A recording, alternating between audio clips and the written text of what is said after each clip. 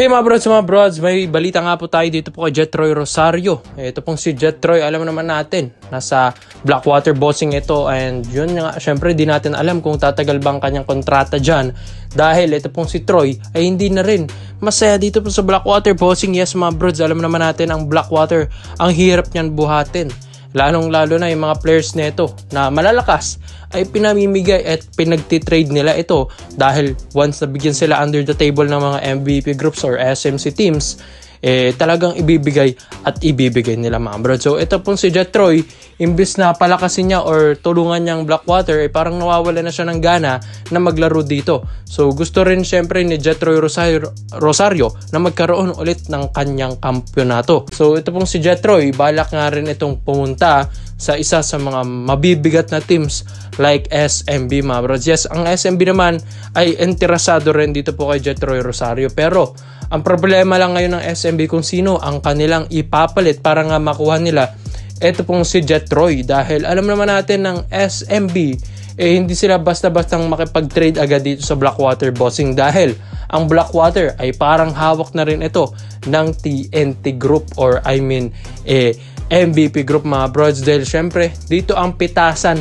ng MVP teams dito po sa Blackwater Bossing, at dito nila nilalagay yung mga galing or yung mga nagamit na ng MVP Group mga brod. So ito pong si Jetroy, alam naman natin, medyo lumakas na nga ito. Sa papanood ko nga sa kanyang mga highlights sa PBA on tour, ito pong si Jetroy, medyo lumalakas na rin talaga sa ilalim. Palagay ko nga, ito pong Blackwater Bossing, talagang pinapalakas nila ito pong si Jetroy, ang 6'7" nila, dahil wala naman din masyadong malakas sa ilalim ito pong Blackwater Bossing. Kaya nga ito pong si Troy, mas hinasa ito sa ilalim, and yun nga, ang maganda rin dito kay Jetroy, maganda na ang kanyang footwork sa ilalim, tapos isa pa dito mga bros, yung shooting niya. So maganda na rin ito para sa SMB kung ito pong si Erwin Santos ay hindi na nila maibalik. Kahit naman walang si Santos, may pumalit naman na Jetroy Rosario, and alam ko nga mas tatagal ang career dito ni Troy Rosario. So syempre dahil din naman sa TNT Tropang Giga, pinakawalan nila yung mga ganitong kalakas na player. So ito pong si Jetroy, alam naman niya na kapag bumalik siya sa TNT, meron na rin siyang naiisip na what if iti-trade na naman siya ulit. So syempre 'di ba medyo masakit din sa player kapag tinitrade ka ng iyong mother team. So ito pong SMB, alam naman natin, matagal yan mag-keep ng player mga brods. So tatagal ka dyan hanggang sa magkaedad ka, and kahit naman mawala ka sa iyong SMC management, bibigyan ka pa rin ng mga incentives nito, and pwede ka pang maibalik nila at pwede ka pa nilang kunin doon sa in the future sa coaching staff. Tapos pwede ka pa nilang bigyan ng mga businesses. Kaya nga maraming incentives dito sa SMC management mga brods.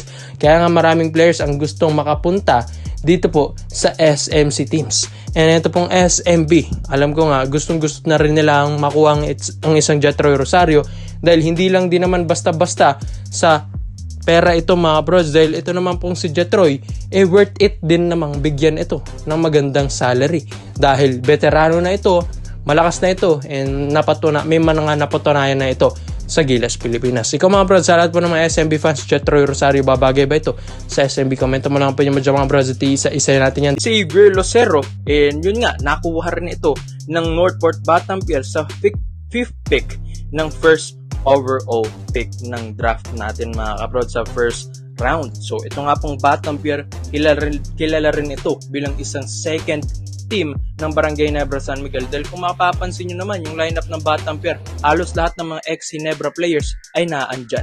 So kumbaga lahat ng mga tradings dito kumukuha or pumipitas ang Barangay Nebra San Miguel, at knowing na ito pong si Xavier Lucero naandito na sa Northport Batampier, talagang gustong-gusto rin nilang makuha rin mga kabrods. Ito pong 6'6" forward na ito. So may mga yun lang, mga disadvantage lang dito kay Xavier Lucero ay syempre kakagaling lang ito sa ACL injury pagkatapos siyang ma-injured doon po sa UAAP game, sa game 2 ng UAAP Season 85 Finals against Ateneo Blue Eagles mga bros noong December 2022. Pero kahit naman ganun na na-injured ito pong si Xavier Lucero, kumakailan lang, sinabi rin niya sa interview na halos malapit na rin siyang mag-recover or malapit na rin siyang matapos dun sa kanyang mga PT, sa mga physical therapist niya na maglaro at magkaroon siya ng goal signal na maglaro dito sa PBA, suot-suot ang Northport jersey.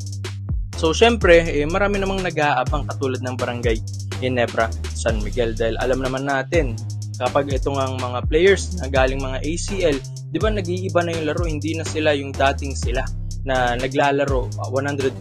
Pero mga bros, marami rin naman tayong mga example ng mga players dito rin sa NBA na after ACL injury nila, mas lumakas pa sila, mas naging hungry pa sila sa laro. Pero itong si Xavier Lucero, kumbaga makikita nyo naman sa mga highlights dito sa UAAP, sa UP Fighting Maroons na talagang may puso rin ito pong batang ito. So ito pong si Xavier Lucero, nag-a-average dun sa Fighting Maroons dati ng 11.4 points per game, 5.3 rebounds per game at 1.9 assists per game with 1.4 steals per game under Coach Goldwin Monteverde.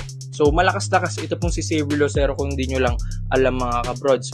So syempre, yung laro niya doon sa UP bilang isang mga big man din or parang tinitrest din nila ito pong si Xavier Lucero, dito sa PBA, pwede rin naman itong gawing 2 or 3 mga brods. Dahil itong si Xavier, kung makikita nyo highlights na ito, may shooting din ito sa labas. At maganda rin ang footwork nito. Agile na player, athletic, mabilis. So kay Lucero na ang lahat. Di naman mapipik yan ng Batang Pier sa first round nang wala lang. So syempre may rason yun kung bakit siya ang napusuan sa 5th pick mga kabrods. So malakas-lakas itong si Xavier Lucero. Isa pa dito mga kabrods, talagang magiging maganda kung ito ang makuha ng Barangay Ginebra San Miguel. Bakit? Dahil si Jeremiah Gray nga ay na-injured din sa ACL. So sakto pagaling na rin ito pong si Xavier Lucero. So kapag gagawa ng trade ang Ginebra, syempre alam natin na sa Northport sila kumukuha. So itong si Xavier Lucero, naandyan na yan at alam natin ang mangyayari, kung ang next na mangyayari mga kabrod. So itong si Xavier Lucero, kapag ni-replace niya ito pong si Jeremiah Gray, tsak mga kabrods, mas magaling ito dito kay Jeremiah Gray para sa akin dahil ibang-iba ang laruan ni Xavier Lucero mga kabrods. Matutulungan niya talaga ang Ginebra like legit. So mga kabrods, ikaw ba? Ito pong si Xavier Lucero, ang batang UP Fighting Maroons, sa tingin nyo ba dapat bang kunin ito agad-agad ng Barangay Ginebra San Miguel? At isa pa doon, hindi naman siya first pick, so hindi naman kailangan maghintay pa ng 1 taon ang Ginebra para ma-trade or makuha itong si Xavier Lucero. So ikaw mga brods, sa tingin nyo ba itong si Xavier Lucero babagay ba sa Barangay Ginebra San Miguel? Komento mo lang ang opinion mo dyan mga brods at isa-isa natin. Salamat po sa panonood mga brods. This is Overrated Highlights, yun lang. I'm out. Don't shake her. Oh, bitch, you know I'm grinding like a pro skater. Baby mama bugging, I'm so quick to hit ignore. Buku bitches in my bed, I got scales all on my floor. I got money on the line, plus I'm clocking it below. I got bitches kissing